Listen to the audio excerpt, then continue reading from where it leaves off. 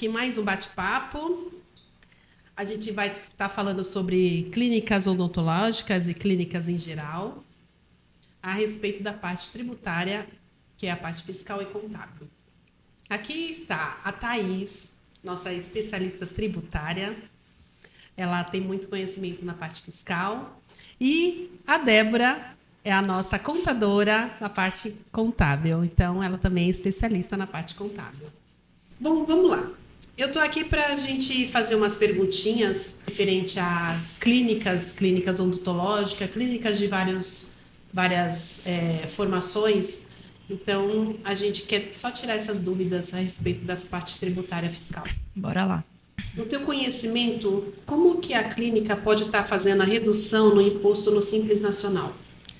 Bom, o segmento das clínicas odontológicas e alguns outros, né? Alguns outros segmentos, eles, dentro do Simples, tem um enquadramento que a gente chama de fator R, né?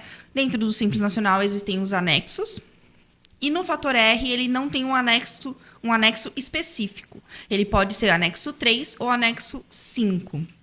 Né, sendo o 3 mais vantajoso, com alíquotas menores, e o 5 com algumas desvantagens referente à alíquota final de impostos, tá? A alíquota efetiva. O que faz a empresa ser enquadrada em um ou em outro? O fator R nada mais é do que a folha de pagamento, junto com o Prolabore, os encargos, né, que estão envolvidos na parte de folha de pagamento também. Então, se soma os últimos 12 meses de faturamento, né? Junto com os últimos 12 valores de folha. A folha sendo 28% para mais, com base no faturamento, ele se enquadra no anexo mais vantajoso, que é o anexo 3. Se for abaixo de 28%, aí, no caso, ele cai no anexo 5, que não é tão vantajoso, e aí cabe um estudo maior em cima dessa clínica para saber se é mais compensatório estar no Simples Nacional ou talvez desenquadrar e enquadrar em outro regime tributário. Ah, perfeito. Na parte da alíquota efetiva em relação aos 28% para poder estar o fator R, né?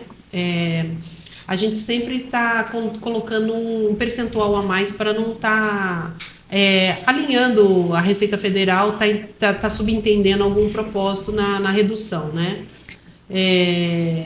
Nesse caso, seria a gente sempre calcular como 29%, né? Para poder não ter esse problema todo. Eu aconselho a sempre utilizar 29% a 30%, no mínimo, como você disse, para a gente ter uma gordurinha aí um pouquinho a mais. Eu já tive experiência, quando saiu mesmo a atualização e o cálculo novo, lá em 2019, que o cliente estava no limite e a Receita para a gente estava constando como 28%, e a Receita considerou como 27,99999 e enquadrou ele no anexo 5. E aí, uma guia de R$ 1.500, ele pagou R$ 3.200. Então, eu sempre aconselho a gente considerar uma margem de segurança para isso não acontecer, porque é uma diferença muito grande. Você imagina, você está acostumado ali a pagar 1.000 e pouquinho, do nada dobra isso. Então, eu sempre gosto de considerar acima de 29, que é para a gente ter segurança que realmente vai cair no anexo 3. Esse cálculo efetivo que você faz para poder estar chegando nos 28%, você tem que ter um histórico atual ou histórico de 12 meses anterior? Qual é o histórico relacionado a isso? Todo o cálculo do Simples Nacional ele é com base nos últimos 12 meses. Tá? Então, se eu estou apurando uma empresa de agosto, eu sempre tenho que ter a folha de julho para trás. Então, de agosto, a gente está em 2024. De agosto de 2023 até julho de 2024. Vamos lá, a configuração dos 28%, ela compõe dos 12 últimos meses anteriores para você poder estar calculando a base dos 28% e ele cai na alíquota 3, é isso? Isso. A gente sempre vai fazendo essa análise, esse estudo mensalmente, que é justamente se tiver que ter algum ajuste, aconselhamento mesmo, né? De, olha, aumenta um pouquinho o seu Prolabore, a gente poder ter essa comunicação com o cliente e poder orientar para ter para não ter nenhum prejuízo e a gente conseguir Fica enquadrar aí dentro dessa margem, né? numa margem boa. Porque às vezes é vantajoso você ter esse aumento do Prolabore, porque querendo ou não é um benefício que ele vai ter para uma futura aposentadoria, né? E o IR, que é calculado sobre esse valor, caso tenha essa incidência, dentro do imposto de renda de pessoa física, pode estar recuperando. Sim. E no caso do imposto do Simples Nacional, não tem recuperação nenhuma, caso ele tenha essa carga tributária maior, né? Perfeito. Não, perfeito. E os encargos, ele também compõe na folha de pagamento. Os Sim. encargos, Fundo de Garantia, INSS, ele compõe toda uma folha de pagamento para você gerar esse cálculo dos 28%. Sim, inclusive o CPP que já é pago dentro do Simples Nacional. Tá? Perfeito. Então, o CPP anterior, do mês anterior, pago dentro do DAS, também é considerado para o cálculo do mês seguinte. Então, tudo que envolve e engloba a folha de pagamento, a gente consegue considerar para o cálculo dos 28%.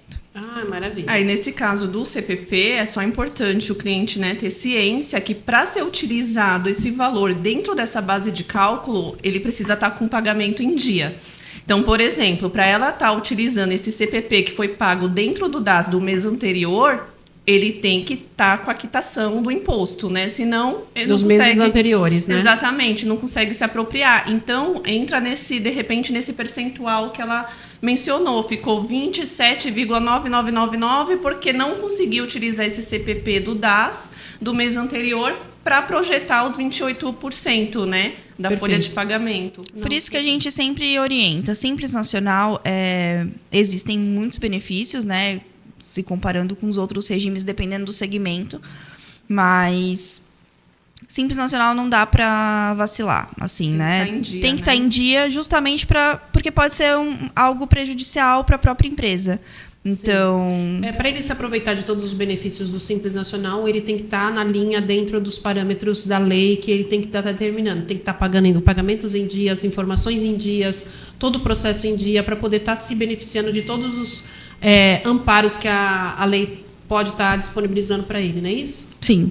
Ele tem algumas regrinhas lá para não ser desenquadrado, né? E aí quem quiser saber um pouquinho mais pode entrar em contato com a gente para saber, mas existem...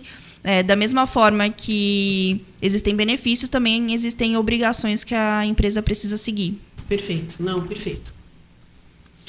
Isso aí ficou bem claro. Então, eu vou fazer uma outra pergunta para você.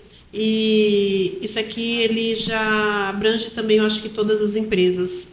Qual a alíquota máxima e a mínima para o Simples Nacional? Se tratando de serviço, tá? Empresas prestadoras de serviço que são fator R, ela começa aí com uma mínima de 6% e vai até 28,3% mais ou menos, isso até a quinta faixa, que é 100% tributada dentro do Simples Nacional, tá? Na sexta faixa, que aí ultrapassa o sublimite, ele tem a alíquota de 17%, 19%, só que aí ele também tem o ISS à parte. E aí o ISS, a alíquota do ISS depende de cada município, né? Cada município tem a sua alíquota. E aí vai ser entre 17% e 19%, mais essa alíquota municipal. Legal. Legal, deu para entender bem. Existe também algum outro benefício fiscal para a clínica odontológica? Existe, não só para clínicas odontológicas, mas para esse segmento, tá? A Lei 9.249, ela prevê uma redução de base de cálculo para o IRPJ e o contribuição. Para os prestadores de serviço e acaba englobando a parte odontológica. Então, empresas odontológicas que fazem procedimentos cirúrgicos, de ortodontia. O Léo vai pôr o nome aqui que eu não sei falar direito, endodontia. Alguns procedimentos, tem prótese também. Alguns procedimentos a gente consegue enquadrar. Lógico que precisa de outras documentações, tem documentação da Anvisa, tem algumas validações para a gente conseguir enquadrar, tá? Mas também é uma boa redução, principalmente por conta do IRPJ, né? Que é uma alíquota bem alta se tratando dos impostos trimestrais. Certo. Então, a gente sai aí de uma base de cálculo de 32% para uma base de RPJ de 8% e de contribuição de 12%, se tratando de base de cálculo, tá? Não, perfeito, perfeito. Então, a parte fiscal acho que ficou bem clara nesse sentido falando de clínicas, né? Clínicas odontológicas, clínicas no caso em geral, que a gente pode estar. A gente enfatizou mais a clínica odontológica por conta da parte cirúrgica e tudo mais. Mas existem outras clínicas também que ela pode estar se enquadrando no mesmo parâmetro desta. Agora nós vamos falar com a Débora. A Débora, que é a especialista no contábil, conhece muito de números, né? Se deixar, ela dorme, come, bebe, faz tudo contando. Bom, vamos lá. Fazer umas 3 perguntinhas também para você, para a gente poder estar dentro do mesmo nicho que a gente está falando, clínicas odontológicas, o que a gente pode estar melhorando. Quais os principais erros de uma empresa, de uma clínica odontológica? Na verdade, o que eu vou passar aqui não é específico do segmento de clínicas odontológicas, né? Ele abrange qualquer tipo de atividade.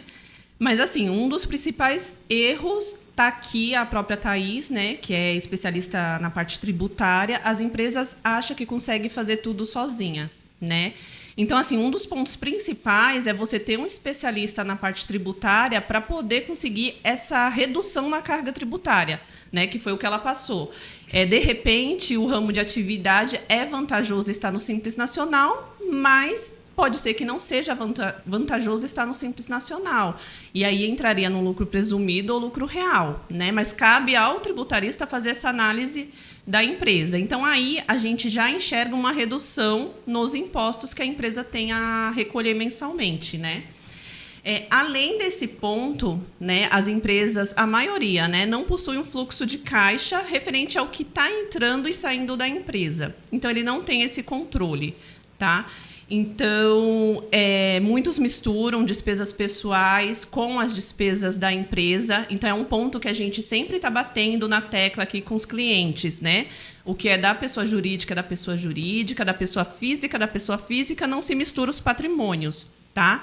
Porque, assim, a partir do momento que você faz essa mistura, você não consegue enxergar se sua empresa está tendo lucro ou prejuízo. Tá? Então, a forma que a gente consegue evidenciar isso é mantendo essa separação tudo certinha. Tá? Outro ponto, as empresas não têm um controle de contas a pagar e a receber. Né? Então, eles não conseguem ter essa projeção para frente, o que tem a pagar, o que tem a receber, como que está a saúde financeira da empresa. Tá? Muitas empresas, eles adquirem empréstimos sem ter uma projeção também de como vai conseguir fazer para quitar, né? Seja ele em 12 meses, 36, 48, 60 meses. Então, assim, a partir do momento que você adquire uma dívida com um tempo mais longo, você tem que se projetar para conseguir cumprir, né, com essa obrigação. Então, as empresas, eu estou fazendo um empréstimo, amanhã eu penso como que eu faço para pagar. Não, antes de você fazer a aquisição, você já tem que projetar isso, né? Então, assim, a partir do momento que você consegue fazer esse controle de caixa, você consegue mensurar o que você tem a pagar, o que você tem a receber, você tem um tributarista para verificar essa parte da carga tributária da empresa, é aí que você consegue fazer a formação de preço do seu produto ou serviço. Então, muitas empresas erram na formação de preço exatamente porque não tem esse controle, né? Então, assim, é o que a gente fala, às vezes você está pagando para trabalhar, sim, né? Ou para prestar o serviço, né? Sim, então, sim, assim, eu acredito que a maioria aqui, né, não trabalha por esporte. Com certeza. Então, assim, a partir do momento que você consegue ter esse controle, você consegue mensurar como que vai ser a sua precificação, né? Até para você conseguir enxergar se a empresa está tendo um lucro ou prejuízo. Então, assim, como a gente faz toda a parte dos demonstrativos contábeis, é a partir dessa escrituração, né, dessas informações que o cliente vai estar passando para a contabilidade, que depois ele vai ter o demonstrativo para saber como que está a saúde financeira né, do seu negócio, né? Ah, legal, legal. Nesse caso, a empresa ela também pode estar fazendo a projeção, até mesmo fazendo o famoso budget, né? Que é a parte da separação de categorias e o quanto ela pode estar Sim. separando desse valor para poder Ela estar pode. guardando um fluxo de reserva, não é isso? Pra Isso, ela poder pode tá- categorizar, né? Até para saber lá na frente aonde está aplicando mais despesa, mais custo na empresa, até para se pensar numa possível redução. Com relação a ter esse fluxo de reserva, é complicado a gente falar assim, se precisa ter para 6 meses, 1 ano, porque vai de acordo com o ramo de atividade de cada empresa. Hoje a gente sabe que na prestação de serviço, até para a Receita Federal, ela presume que você tem que pagar imposto sobre 32%, que é o lucro que ele entende, né, que a empresa tem. E no caso do comércio, 8%. Né? Então, a gente sabe que o comércio ele vai ter uma margem de lucro menor. Né? Só que, assim, tem que saber como que está a parte de despesa e custo. Eu não tenho como falar assim, ó, você vai ter uma reserva para 6 meses ou para 1 ano. Só que é importante a empresa ela manter esse controle até para não ser pego desprevenido. Né? A gente tem a própria pandemia aí como referência. Né? Muitas Sim. empresas fecharam suas portas porque não projetava algum risco que poderia acontecer para frente, né? Sim. Então, assim, é sempre importante a empresa controlar sua receita, né?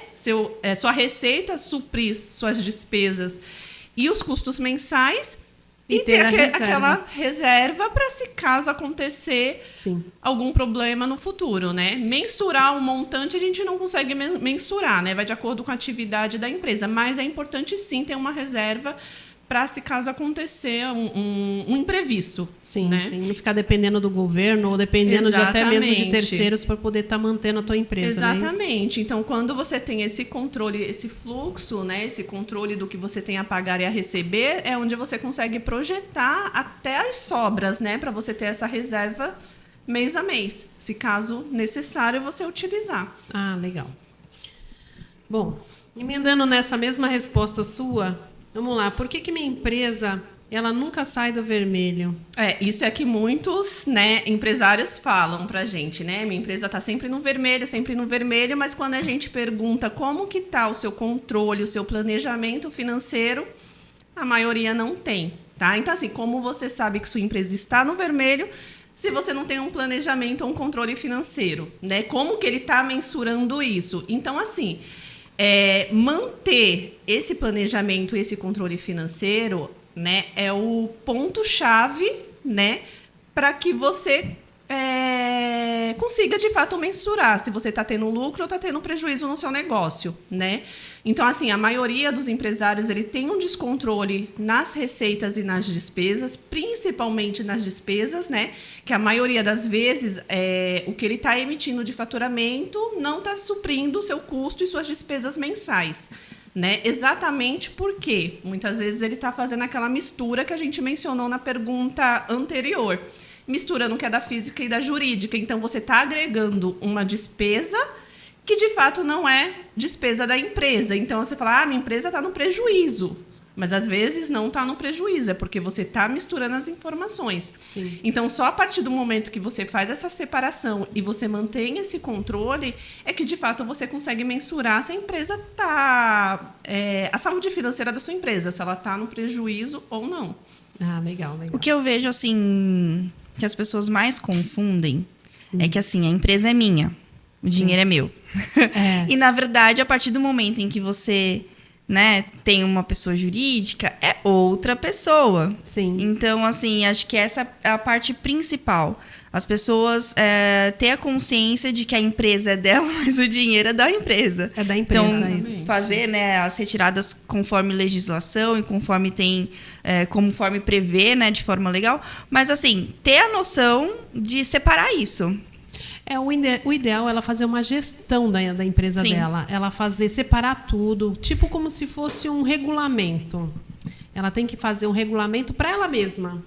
Tipo, a empresa tem que ser assim, assim, assim. Eu não posso fazer isso, isso, isso. Eu tenho direito a isso, isso, isso da empresa. Então, é tipo um regulamento. A empresa tem que ter esse regulamento pro empresário, pro dono dela. entendeu? Para ele entender como que a empresa vai funcionar. Sim. E poucas empresas têm esse conhecimento. Eu vou abrir a empresa, nossa, estou faturando, estou pegando dinheiro e enfiando no meu bolso, pegando dinheiro e enfiando no meu bolso. Ele nunca vai ver lucro, porque ele nunca vai ver para onde o dinheiro está indo. Exatamente. A parte fiscal é uma parte que exige documentação mensal para apuração, mas a parte contábil às vezes é o que mais falha, né, de informação, que é justamente como a Débora comentou, para mostrar a saúde da empresa. Sim. Como que eu vou te mostrar um relatório se você está faturando ou se você está num prejuízo se eu não tenho as informações, né? Sim, Ou sim. se eu tenho informações que não deveria ser da empresa. Quebradas, que é o que né? acontece, entendeu? Então, assim, faz o pagamento de uma conta de energia pessoal. Isso daí não é despesa da empresa. Então, assim, a partir do momento que isso está sendo computado na empresa, eu estou evidenciando um prejuízo, né, ou um lucro menor do que a realidade. Então, é o que a gente sempre solicita, né, para os nossos clientes. Não, os patrimônios, eles precisam ser separados. Você precisa ter essa ciência, né? Até para você conseguir enxergar se seu negócio está sendo algo vantajoso ou não. Sim. Entendeu? Às vezes nem está sendo vantajoso. Exatamente. Está pagando para trabalhar, né? Tá comprando almoço para vender, para comprar, para A poder janta. jantar. Exatamente.